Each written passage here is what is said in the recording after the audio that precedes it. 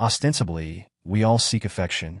Yet, paradoxically, one of the most challenging things is refraining from resenting people when they genuinely turn around and return our feelings.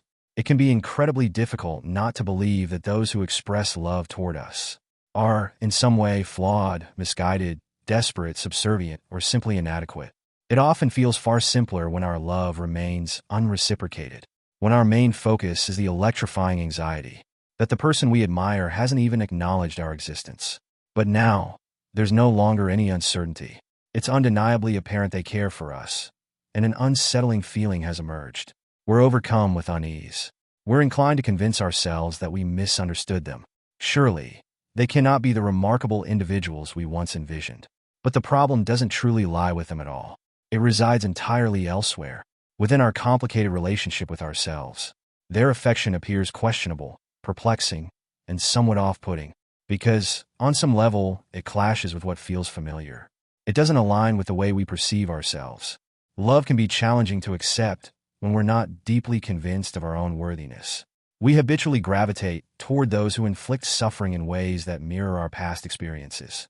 And it becomes second nature to presume that a kind partner has overlooked something crucial, prompting us, perhaps, to act in unpleasant ways just to ensure they grasp the truth, that we aren't who they imagined us to be, and that they will eventually walk away, leaving us in a state of sorrowful, yet oddly comforting familiarity. In essence, how could anyone truly be admirable if they're foolish enough to think highly of someone like us? But we must allow ourselves to consider a different possibility.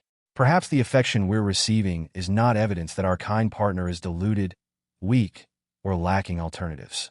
Maybe it's proof that they've recognized something within us, something poignant and tragically hidden, something we've never been permitted to acknowledge by influential figures from our past, that we are, indeed, worthy of love.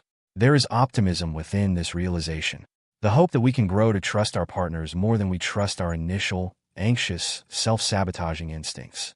We can interpret their love, not as evidence of their errors or frailty, but as affirmation of a fundamental lovability within us, a truth our past has obscured but their care and tenderness can now help illuminate. We don't always have to resent others for seeing value in us. Thanks for watching, and remember to subscribe.